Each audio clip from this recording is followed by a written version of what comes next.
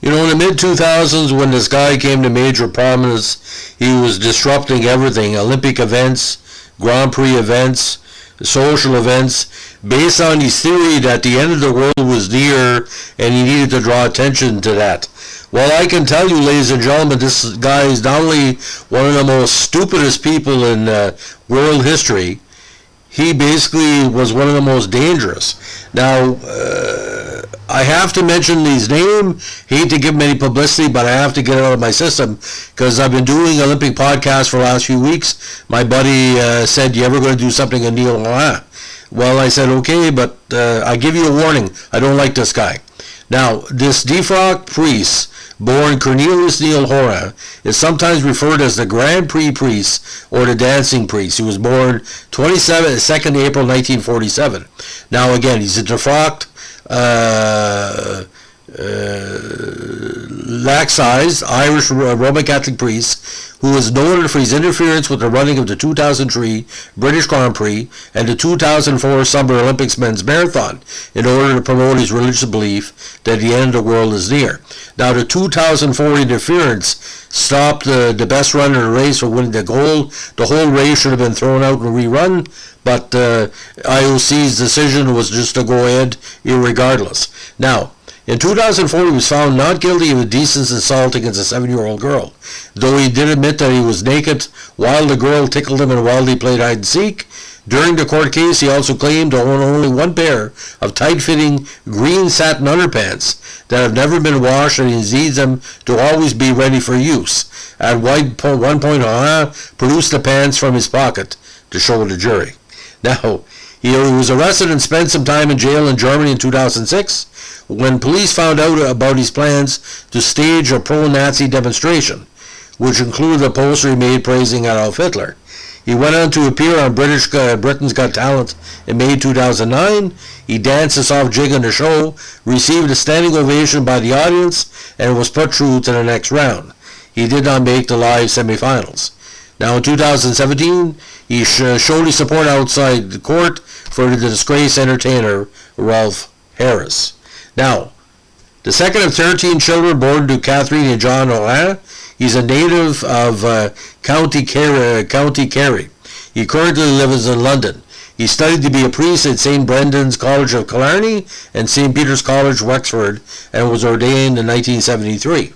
Now, he was a kook protester for a number of years, but it came to the heights at the 2003 British Grand Prix. Now, on 20th of July of that year, he ran across the track at the Formula One British Grand Prix at Silverstone Circuit, wearing an orange skirt and waving a religious banner, which stated, "Read the Bible is always right." He literally was running down the center of the track towards the cars that were coming 200 miles an hour. Now, it happened on the Hangar Straight. Now, several drivers had to swerve to avoid him, and a safety car had to be deployed to protect him and the competitors. He was eventually tackled by track marshal Stephen Green, who removed him from the track before he was arrested. He was charged with and pled guilty to aggravated trespass and sentenced to 2 months. Now, he didn't end there. At the Epsom Derby on June 5th, 2004, he was spotted by police and shoved to the ground moments before he believed he was about to run in front of the horses. He was later released without charges, although police did circulate information about Horan to other sporting events.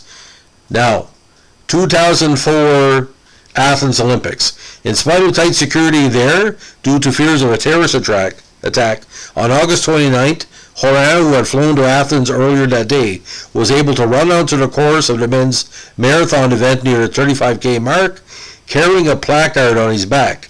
Horan, drawing attention to himself, pushed Brazilian Vanderlei de Lima, who was leading the race, into the crowds alongside the course. After a few seconds, Horan was hauled off the shaken runner by Greek spectator Pavlos Koisavas. Koisavas subdued Horan and helped de Lima up and back to the lane. Now, Horan was promptly arrested by Greek police, who were later criticized for not giving runners adequate protection. Following the encounter with Horan, de Lima suffered from leg cramps and muscle pain, although he continued running and completed the race. He lost 20 seconds from his 48-second lead and eventually finished third after being passed by Italian Stefano Baldini and American Mebertron Kelflazigi at the 38K mark. De Lima later commented that, "I think that the psychological shock was the greatest impact that I suffered. To be attacked like that, it was painful. I was totally defenseless and exhausted." Now, the head of the Brazilian Athletics Confederation launched an appeal based on a controversy surrounding Horan's interference in a marathon. The federation asked that De Lima also be awarded a gold, citing precedents set in past Olympic matches where extenuating circumstances have led to more than one winner in certain sports. This request was denied. Horan was given a 12-month suspended sentence by a Greek court and fined €3,000. Although he could have been sentenced to up to 5 years in jail, the judge gave him a suspended sentence due to his mental state. Horan's brother commented that he had gotten away, no pun intended, scot-free. Now, during the 2006 FIFA World Cup in Germany, he was arrested by German police before he could stage a planned protest. He had written to German Chancellor Angela Merkel and the Kingdom newspaper in County Kerry, Ireland, informing that he planned to dance a peace jig outside the stadium in Berlin before the World Cup final. He told the Kingdom he would carry posters declaring Adolf Hitler was a good leader and was following the word of Christ, give the Nazi salute, and light a candle for Hitler at the Gestapo headquarters. He spent 2 months in custody awaiting trial, but was released on September 15, 2006, when a judge discharged the case. Now, during the waiting period outside the front door at St. Mary's Hospital, Lindo Wing in the West London, before Prince William's first child was born, he appeared in front of the media with a sign proclaiming, "Queen Elizabeth is very probably the last monarch of Britain" on one side, and "Queen Elizabeth is very probably foretold in the Bible" on the other. He handed out his business card and saying, "I am Neil Horan, the Britain's Got Talent Irish dancer. I perform at weddings. My mission in life is to prepare the world for the second coming." Now, during campaigning ahead of the 2011 Irish presidential elections, Senator David Norris's past came under scrutiny. The Irish Times reported that it had sent a letter in which Norris had politely responded to Horan, thanking him for his pamphlet on various Masonic prophecies.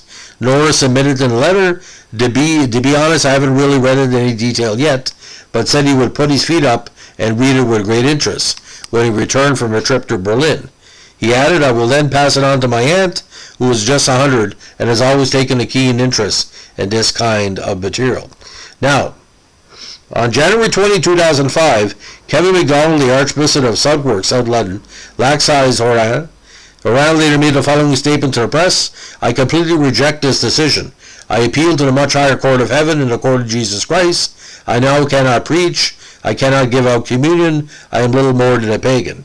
Now, on April 13, 2007, he was served with an antisocial behavior order, or ASPO, banning him from entering on the day of the race any of the London boroughs that the course of the London Marathon passed through.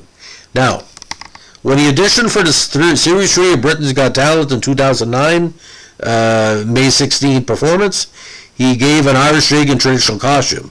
The judges put Horan through to this next round. It was revealed that he was let through because the producers did not know who he was. The makers of the show, Talkback Thames and Seco, defended showing Horan's audition on the show. Horan then appeared on the Ray Darcy show on Today FM and revealed that he did not get through to the next stage. Well, ladies and gentlemen, all I can say is that the whack jobs that are out there, and they're more prevalent now in the States than ever before. I don't know if they were inspired by this guy, but all I remember, I'm a big track and field fan. If that was a Canadian runner, that fuckface coming on and pushing, he would have got cold-cocked. It's a good thing that the Brazilian runner was a gentleman. Imagine a guy in a kilt coming on to a Canadian road racer coming on the rink. You saw what the Canadian referees and players have done to people that have jumped on the rink before. Put it this way, if this guy shows up at the Olympics, I wouldn't be surprised. Crazier things have happened. But all I remember, I was watching that race, enjoying probably one of the best marathons ever, and this nut job ran on. And I said, how come he's not in jail? He should have been in jail because of the British Grand Prix. Like I said, crazy people deserve to be jailed up too, ladies and gentlemen. And this guy is nut bar factor 7. So, ladies and gentlemen, this is another one of our Olympic podcasts talking about, weird or dedicated moments in Olympic history. If you like what we're doing, please give us a like, comment, or subscribe. By the way, if you support this whack job, please drop your subscription to my channel. I do this as a public service, not to praise this individual, because I basically think he's fucked in the head. So, but then again, a person who does 2,000 podcasts on his channel in less than 2 years, what do you call a person like that? Depends who you're talking to. Have a good day. Bye.